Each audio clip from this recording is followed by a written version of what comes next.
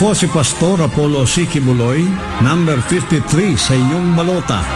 Ayusin natin ang Pilipinas.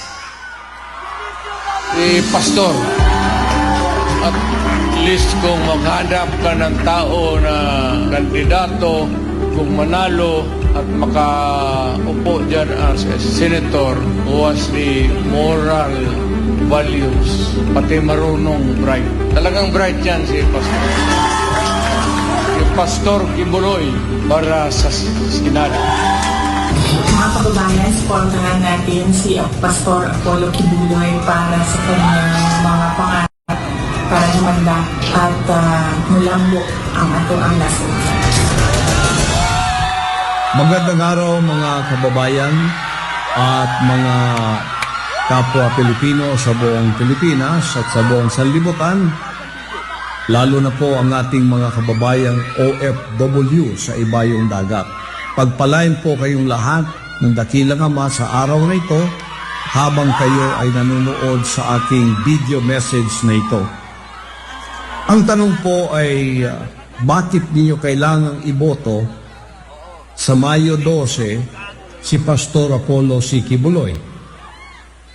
Boto po ninyo sapagkat gusto ko pong kayo ay makaranas ng isang bansa na malaya sa korupsyon at malaya sa mga opisyal na nang-aabuso ng kanilang kapangyarihan at autoridad na ipinagkaloob sa kanila. At aasahan po ninyo ang aking pangakong ito. Hindi po ako pwedeng kainin ng sistema, ng politika. Ako po'y narito para ayusin natin ang Pilipinas at ito'y ipalakad sa tamang daan ng pamamahala. Kaya maasahan po ninyo ang aking pangakong ito na hindi magbabago. Hindi ako tumakbo para sa pera, hindi ako tumakbo para sa pabor, hindi po ako tumakbo para sa ambisyon. Ako po'y naririto, ipinagkaloob ng Diyos ang pagkakataong ito na hindi ko inaasahan sapagkat may plano ang ating dakilang Ama sa pag-ibig sa inyo na ituwid natin at ayusin natin ang bansang Pilipinas. Tulad ng sinabi ng isang pamosong Indian actor, may ugali kang questionin ang lahat ng bagay. Kapag namimili ka ng grocery, kino-question mo ang mga binibili mo. Purong harina ba ito? May halo bang bato ang bigas? Nagbubula ba ng maayos ang sabon na ito? Kapag bumibili ka ng motorsiklo o sasakyan, tinatanong mo kung ilan ang tinatakbo nito kada litro. Maayos ba ang after-sale service? Kahit ballpen lang ang bibilhin mo, ang dami mo pa rin tanong. Lahat na lang kino-question mo palagi. Maliban sa isang bagay, kapag pumipili ka ng namamahala ng gobyerno, 5 oras ang dami mong tanong sa isang katol na tumatagal ng 5 oras. Mausok ba ito? Mabaho ba ito? Talaga bang pumapatay ito ng lamok? Pero kapag pipili ka ng gobyerno na manunungkulan sa 6 na taon, wala kang tanong ni isa. Kaya nananawagan ako, questionin mo ang pipiliin mo. Huwag bumoto dahil sa takot, dahil sa pagdududa, dahil sa perang ibinayad sa iyo, o dahil sa relihiyon, lahi o komunidad. Tanungin mo ang mga kumakandidato sa boto mo. Ano ang gagawin nila sa susunod na 6 na taon? Paano ang edukasyon ng mga anak ko? Paano nila ako matutulungan makahanap ng trabaho? Kapag magkasakit ako, ano ang mangyayari sa pamilya ko? Paano nila pauunlarin ang bansa sa 5 taon? Paano nila isusupply ang pagkain hindi kami magugutom? magtanong bago bumoto. Ang daliri ginagamit mo sa pagboto, itutok mo sa kanila at magtanong.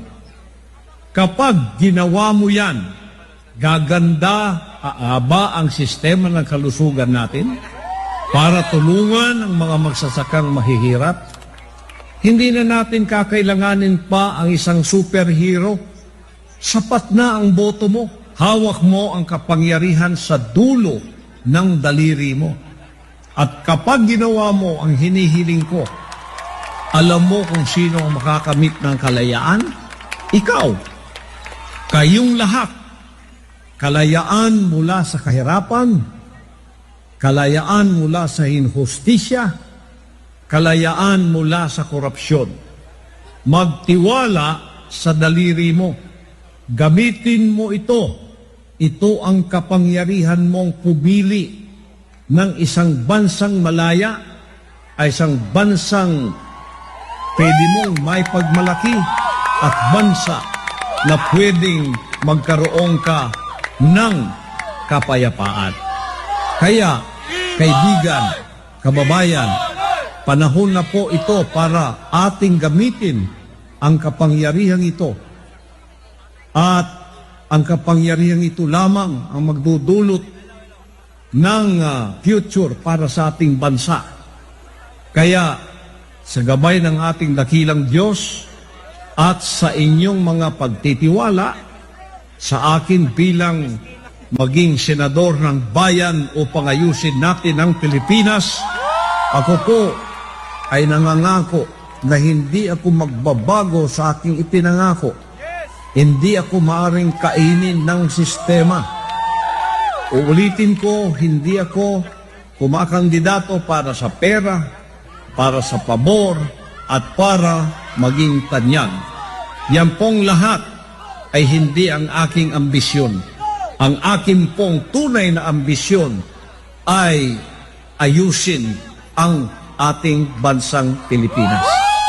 Maasahan po ninyo ang pangakong itong hindi po ako magmamaliw. Sa gabay ng ating dakilang Diyos at sa kapangyarihan ng inyong pagboto, gamitin ang daliri ito para sa isang maunlad, mapayapa at malayang bansang Pilipinas. Ako po si Pastor Apollo C. Kibuloy, 53, number 53 sa inyong balota. Ayusin natin ang Pilipinas. Salamat po. Patalain kayong lahat ng ating dakilang Diyos ngayon at magpakailanman.